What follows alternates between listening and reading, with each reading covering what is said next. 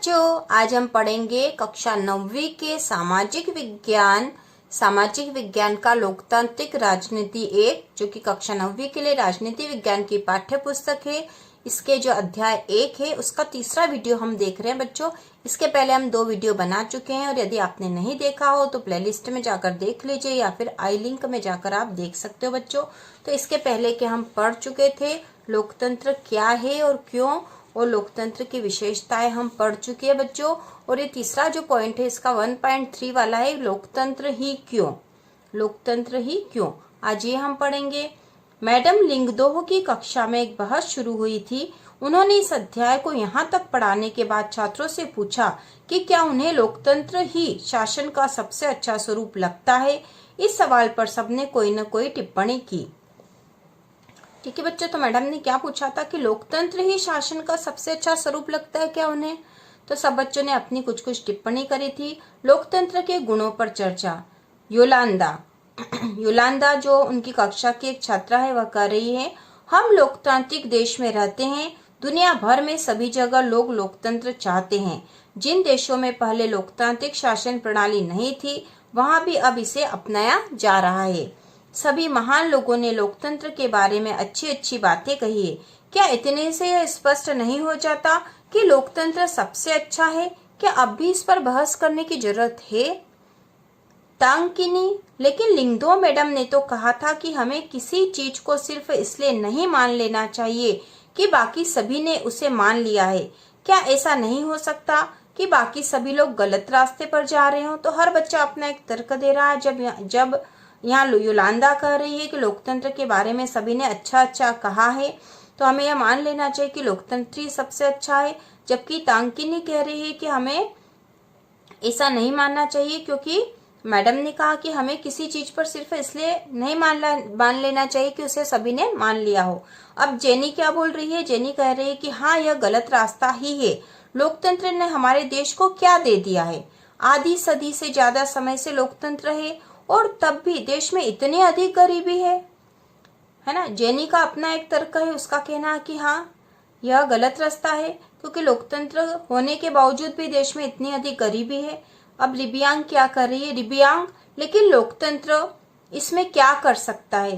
क्या हमारे यहाँ लोकतंत्र के कारण गरीबी है या फिर लोकतंत्र होने के बावजूद भी गरीबी है? तो यहाँ पर सब बच्चे अपने तर्क दे रहे हैं बच्चों।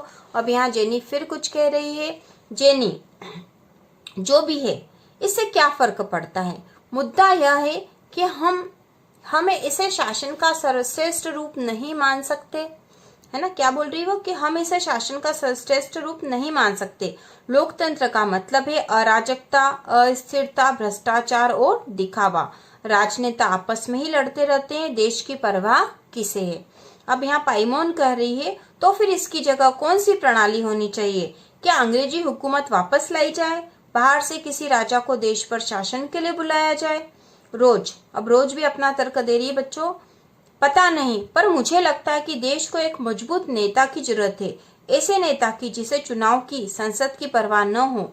एक ही नेता के पास सारे अधिकार हो। देश के हित में जो कुछ जरूरी है वह सब करने में उसे सक्षम होना चाहिए।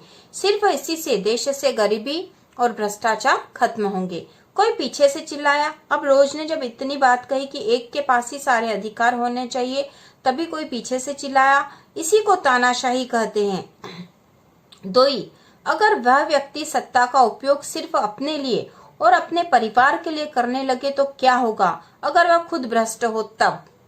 मैं सिर्फ ईमानदार, संजीदा और मजबूत नेता की बात कर रही हूँ।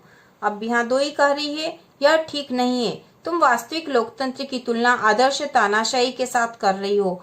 हमें आदर्श की तुलना आदर्श के साथ और वास्तविक की तुलना वास्तविक से करनी चाहिए। जरा तानाशाहों के वास्तविक जीवन के बारे में पढ़ो। वे सबसे ज्यादा भ्रष्ट, स्वार्थी और क्रूर होते हैं। होता सिर्फ यह है कि हमें उनके बारे में जानकारी उपलब्ध नहीं हो पाती और सबसे बड़ी गड़बड़ी तो यह है कि आप उन्हें सत्ता से हटा भी नहीं सकते। मैडम लिंगदोह इस चर्चा को पूरी दिलचस्पी से सुन रही थी। अब उन्होंने हस्तक्षेप किया। तुम सब लोग इतने मगन होकर इस बहस में लगे थे, यह देखकर मुझे खुशी हुई। मुझे नहीं मालूम कौन सही है कौन गलत है, यह तो आप लोग सुलझाए, पर मुझे लगा कि आप खुले दिमाग से बातें कर रहे थे। अगर किसी ने आपको रोकने की कोशिश की होती या आपको अपनी बात कहने के लिए सजा दी होती तो निश्चित रूप से आपको बहुत बुरा लगता। क्या आप ऐसा उस देश में कर सकते हैं जहाँ लोकतंत्र न हो? क्या यह लोकतंत्र के पक्ष में एक अच्छा तर्क है? तो यहाँ मैडम ने एक तर्क दिया है कि यदि आप जिस तरह की बात कर रहे हो और यदि आपको अपने विचार प्रस्तुत ही नहीं करने दिए जाए, जैसा कि अलोकतांत्रिक देशों में होता है, तो क्या वह सही होता? तो क्या यह लोकतंत्र के पक्ष में एक अच्छा तर्क नहीं है? तो इस तरह से मैडम ने भी अपना तर्क दिया है। अब लोकतंत्र के खिलाफ तर्क। अब लोकतंत्र के खिलाफ क्या तर्क है बच्चों? इस चर्चा में लोकतंत्र के खिलाफ वे अधिकांश तर्क सामने आ गए हैं जिन्हें हम आमतौर पर सुनते हैं। ये तर्क कुछ इस प्रकार के होते हैं। लोकतंत्र में नेता बदलते रहते हैं, इससे अस्थिरता पैदा होती है ना, अस्थिरता होती है क्योंकि नेता बार बार बदल जाते हैं, शासन अस्थिर हो जाता है और राजनीति भी। लोकतंत्र का मतलब सिर्फ राजनीतिक लड़ाई और सत्ता का खेल है, यहाँ नैतिकता की कोई जगह नहीं होती है। लोकतांत्रिक व्यवस्था में इतने सारे लोगों से बहस और चर्चा करनी पड़ती कि हर फैसले में देरी होती है ना, क्योंकि लोकतंत्र में हर व्यक्ति अपनी बात रख सकता है ना, हर व्यक्ति को अधिकार है, तो इसके कारण वहां पर फैसले लेने में भी देरी होती है।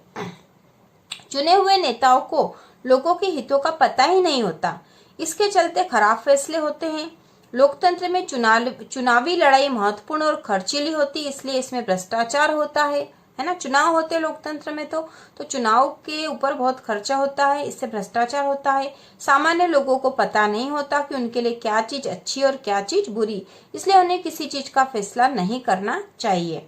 क्या लोकतंत्र के खिलाफ कुछ और भी बातें हैं जो आपके मन में रह गई है? इनमें से कौन सा तर्क मुख्य रूप से लोकतंत्र पर ही लागू होता है? इनमें से कौन सा तर्क किसी भी तरह की सरकार द्वारा सत्ता का दुरुपयोग करने के मामले में लागू नहीं होगा?